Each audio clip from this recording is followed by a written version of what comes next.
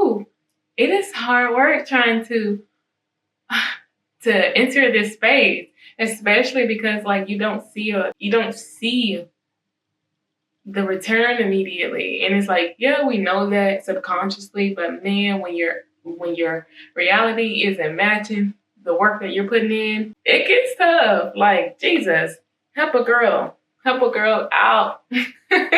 Anyways, welcome back to the Misperception Podcast. I needed to rant for just a second or two. But if you're still here, thank you for coming back. This is going to be our final episode for the Living on Purpose series. And as I went back and looked at everything that I was sharing with you guys, I realized that we didn't take a moment to talk about gifts. So I think a perfect way to end this series off will be talking about our special, unique, divine gifts that we all have, whether we're using it, whether we're just aware of it, and we decide we just don't want to use it or any other thing, but we all have spiritual gifts.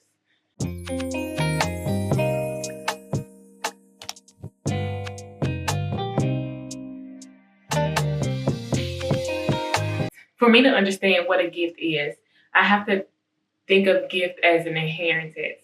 So we have our creator.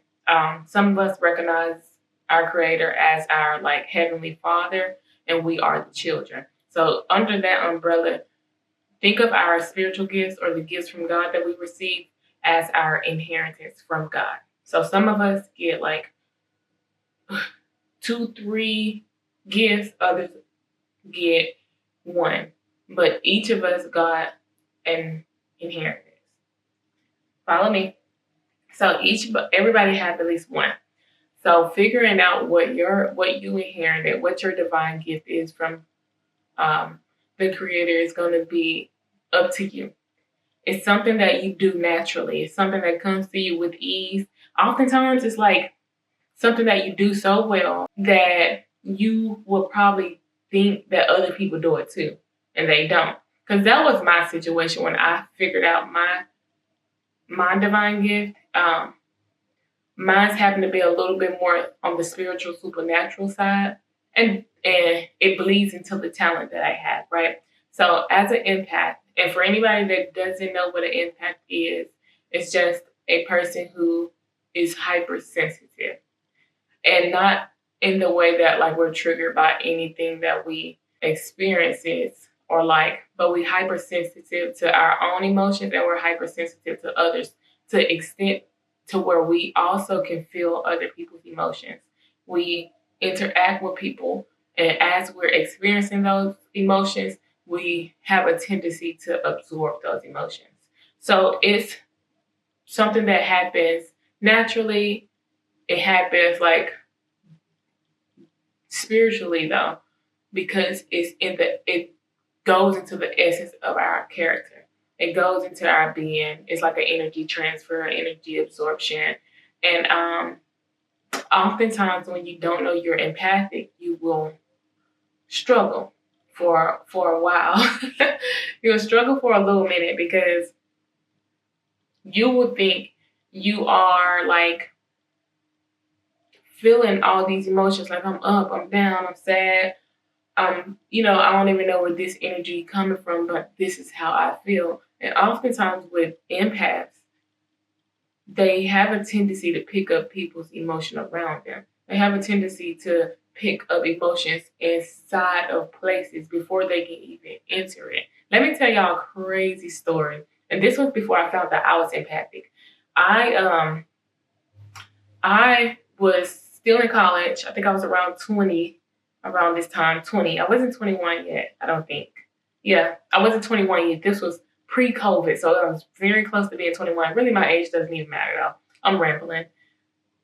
So I'm walking to class. I'm with a friend at this moment, and we were having a regular conversation. And honestly, today I don't remember what we were talking about, but I remember asking my friend, like mid-conversation, "You feel that? Like just normal? Like you feel that? Like the whole energy." The environment changed the closer that we got to the professor's door there. My friend at the time said, "What?" And how he said it, it was just like, oh, okay. I didn't even explain it because I also was at a point where I had realized that a lot of people, like didn't have that same sensibility. And on top of that, it's just like strange. And it's not the time, it's not the place. But we walk into that classroom that day. And I kid you not, that professor was so angry. Like, if you could put on a cartoon and let the steam and the redness come from her face and ears, that's what I felt before I even made my way into the classroom. Soon as I made to the classroom, my eyes, my whole body just gravitated right towards her. And the only thing I said was, oh, like that explains what I was feeling. I've even had instances like where a friend will say, hey, this person treated me this type of way, XYZ, they'll explain the situation, yeah, whatever. I will pass that person and know exactly who it was. Like, it would be situations like that. And the more that I started to do that and see that about myself, I realized, oh girl, that ain't the most normal thing. You probably, need to chill. Like so, but my point in saying all of this is when you're not aware that you are an empathic person, you're not aware of your spiritual gift of empathy, you will emotionally absorb all that stuff and you'll struggle emotionally. Those people, we see a lot of empaths or unidentified empaths struggle with identity or like depression because they're feeling every single thing that they encounter. And it's not healthy, especially because you don't know. You don't know how to stop it. You don't know how to control it. You don't know. I grew up and people will be like, oh, you're so extroverted. Oh, you're so introverted. And I remember like allowing people to label me some type of ways. I would let them label me. I'm not even going to sugarcoat it. I would let people label me just so I can figure out what it was that I was experiencing or who I was. And I'll always denounce things like, no, that ain't really accurate. And then on other occasions, both things was accurate. So what that make me? And learning that I was empathic was a key element for me to live on purpose and start to do purposeful things. It made where I go, who I hang with, things I say, what I absorb, it made all that so much more intentional for me. So if you are experiencing anything similar to that, you need to go online or to a bookstore or find people that are also empathic and really just hone in on that, understand it, find your community, and it'll take you places that you wouldn't be able to go without knowing that type of stuff. And just like Word for the Wise, when I found out I was empathic, it was also because like the labels that people was trying to give to me, it just wasn't accurate. It was like a little bit like I can be introverted or I can be extroverted, but I don't feel like I'm neither. I can just do both, right? And not even I can just do both. And understanding your purpose, understanding who you are, is intertwined with your gifts. Understanding your purpose is intertwined with understanding your gifts, whether that's spiritual or supernatural, or if it comes in a form of a talent. If you believe you are empathic, I would recommend you find resources. Find resources. Don't look for society to, or your family to, or your friends to tell you what it is essentially. Don't even listen to me. I want you to find resources that can help you understand because it still levels to empathy. It still levels to impact, being an empath. There are different nuances that come into play. So how my empathy is transpired out into the real world will not be the same as to how yours is. But for all empaths out there, don't let society convince you that your hypersensitivity is a negative, that you're too sensitive, right? Because That's your spiritual gift. That allows you to see the world through a spiritual lens that's not possible without the gift of empathy. You can connect with people so much deeper than surface level, even if they don't tell you, right? You got the ability to lift spirits, to motivate, to change lives just from this simple gift, right? Don't denounce it, don't hide it, don't hide from it. Use it, learn it, sharpen it, right? But that's just the supernatural gifts. And there are so many more out there. I only know about empathy because I'm an empath, right? There are so many more spiritual gifts, and they are right in your face. You can use them at any given moment, any given time. They're yours. They're your gift from God. Use your inheritance, right? Because that allows you to live a purposeful life. Gifted people are also people who are writers or authors or musicians. We have philosophers. We have so many gifts as just gifted people that's just walking around. But your gift will be something that comes natural to you, something that you really won't recognize, something that people may compliment you on a lot,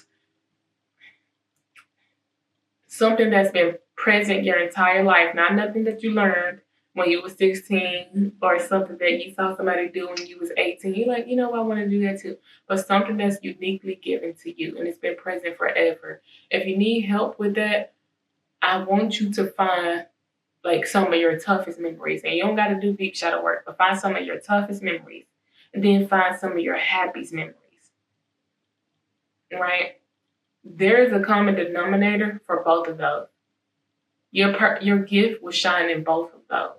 What do you do that's good? What do you do that actually bring you pure happiness without payment?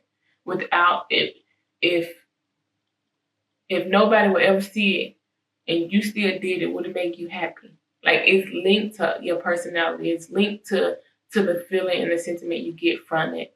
But one of the most underrated like gifts that is my personal favorite is a sense of humor. And most people don't think of like comedians or like people that just got like a bomb sense of humor that's just like funny for no reason. Like the people that make you say, how did you think of that? Like, that's such an underrated gift. But that gift is so powerful because even the greatest minds, the most philosophical people, the most smartest people on this planet need to laugh at the end of the day because life is hard. Laughter it is so healing, right? It has the ability to just lift spirits out of any slump that you may be in. That is such a beautiful thing. Even the saying, laughter is good for the soul, like they did not lie on that one. I love the sense of humor that comes with people. And for people that's naturally funny, you owe it to yourself and to the world to share that. Keep sharing that light, that sense of humor in the midst of all this chaos. People need it. But that's one of my personal favorites. But there's others. You have, so many other gifts, right? That you can have, and is unique just for you. It can be fashion, right? And gifts are small things. Many times it's small things that you're like, oh, I just like fashion. No, the fashion sense that you have is changing things. It's changing how people see themselves. It's causing people to believe in themselves, to feel confident. You're changing perception at this point. Like, you have to remember that these gifts sometimes look small, but they're really, in the grander schemes, are so large and so important. What do you like? What do you do? What do you gravitate to better than or naturally? If you didn't get paid for it, what would you still do?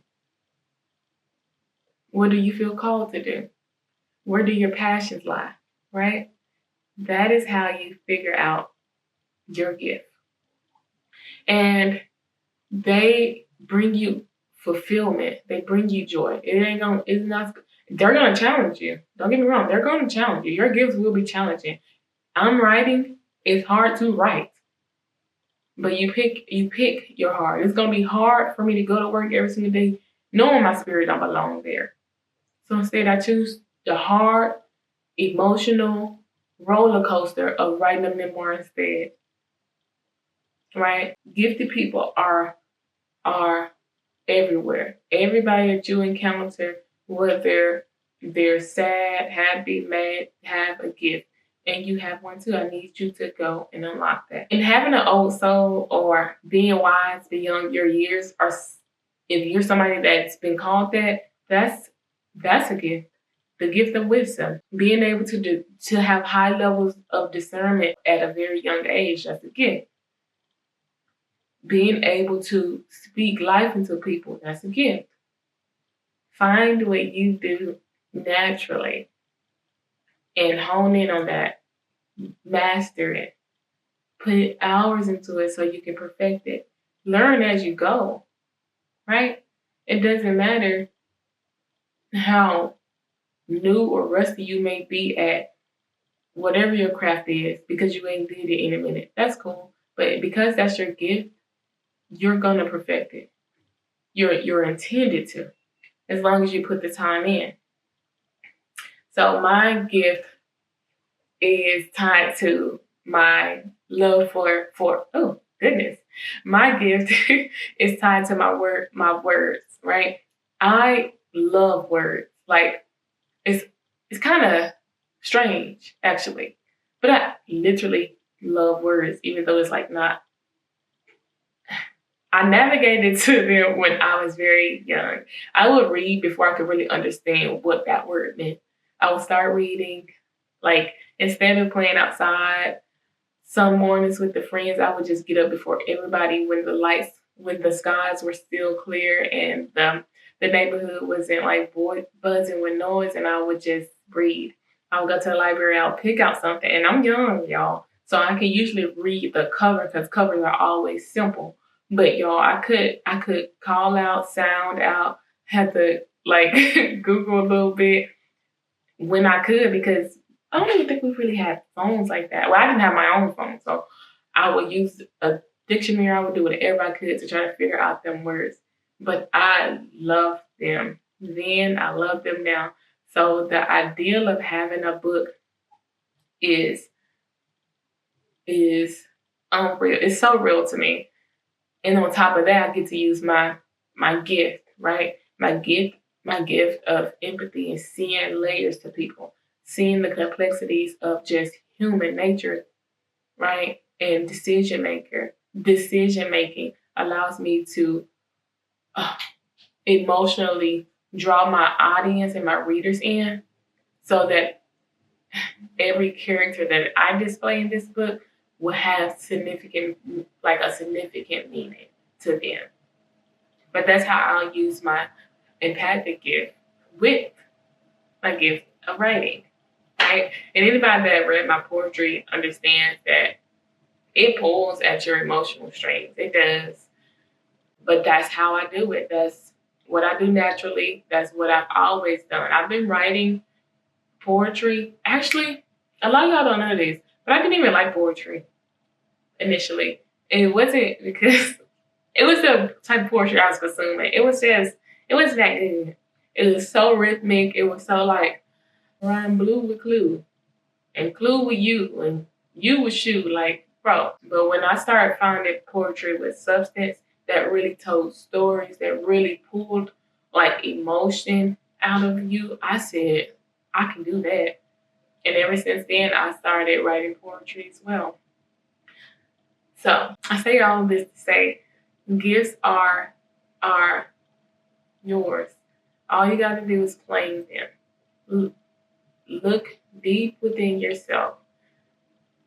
Search your soul for it, right? Depending on how long you hadn't been spiritually, you know, in tune with yourself, it may take you a second, but it is yours to claim.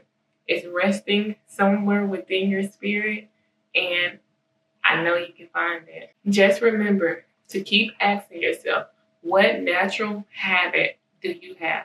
What natural desires are present? What are you gravitating to? That's your start. Your answer lies somewhere within that. Okay? And now we're down to the quote of the day. I told y'all this will be cute, simple, easy peasy. Next series is gonna be so good. I'm excited about it. Remember that to live on purpose, you have to use your gift. They go together. You have to use your gift to live on purpose. So figure out that gift. That's gonna be your catalyst to pivot you into where you need to go purposefully. Okay? We're down to the quote of the day. The two most important days of your life is going to be the day you were born and the day you find out why. Search your soul for your why. Don't be afraid to do the work to figure out your why, because life is so much greater than doing things that we don't want to do, doing things that does not make us grow, doing things that has no, honestly, direct consequence spiritually, emotionally, or even intellectually on our growth, right? Figure out your why. Until next time, thank you for listening to the Misperception Podcast.